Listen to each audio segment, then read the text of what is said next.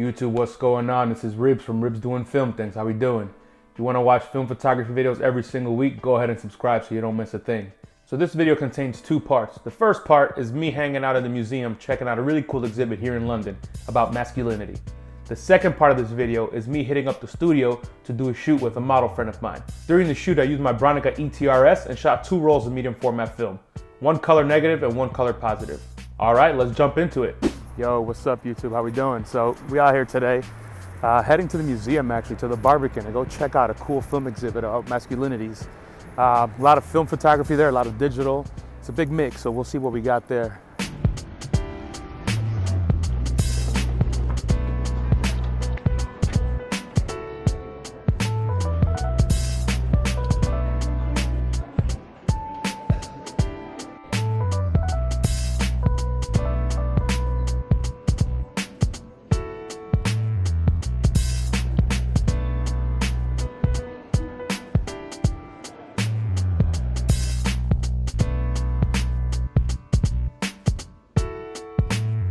What's going on? So I just wrapped the Barbican visit. It was pretty damn cool actually. Really big, lots and lots of different things to look at in the exhibit. And it was intentionally very diverse. I appreciated that part. Lots of different types of photography, lots of different artists, lots of artists from different parts of the world, different races, genders, all of the above. It's pretty cool. Not enough gear talk, but you know, that's all right. That's just because I like gear.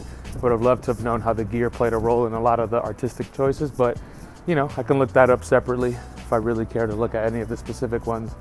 Highly recommend it though. If you're in London, go check out this exhibit at the Barbican. It's worth the 15 pounds and there's a lot of different things to look at in there.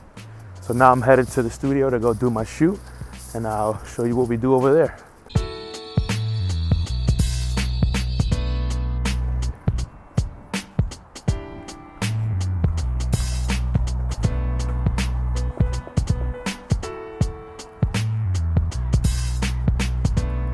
So I'm in the studio now, hanging out, just getting ready before we actually set up and start shooting with the model.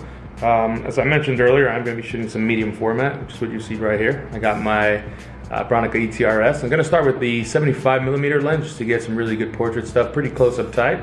And then I'll probably switch to the 50mm to get me a much wider perspective here. And then I'm shooting some Kodak Portrait 800, which I'm actually going to pull to 400, just because I can't get the light to be lower than a certain amount. I probably shouldn't have brought 800 anyways, but that's what I had, so that's what we're going to use. Then I've also got some Velvia 100, which I'm going to throw in the camera as well. Haven't really shot any slide film, so I'm really curious to see what that looks like, especially coming out of the studio. So I'll check back in with you in a bit. I'm going to show you exactly what I'm doing. I'll probably just prop up the camera on this side here and let it record while I take a few shots.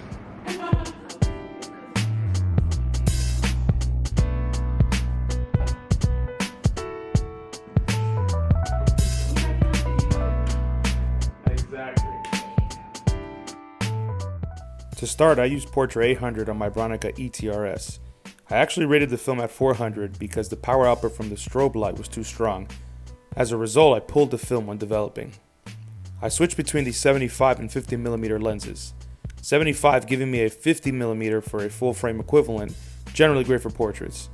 The 50 gives me a 35mm in full frame equivalent, great for a bit more fashion editorial look, bringing in some interesting distortion around the edges. I like to move around a lot when shooting, exploring various angles and setups. I also like to work off of the model's posing, and I make suggestions as needed. Overall, I was quite pleased with the images. These are a few color corrected but unretouched shots.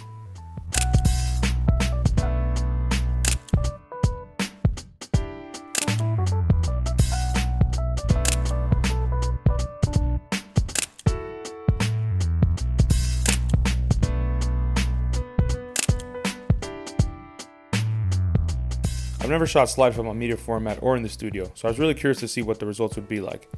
I knew I wanted some strong color, so I had the model switch into a bright pink outfit and pink lipstick. The results are tight, bold color and heavy saturation. The physical slides are impressive on their own too.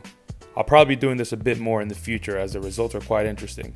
Slide film isn't cheap, but neither is Portra, so I might as well mix it up and see what happens.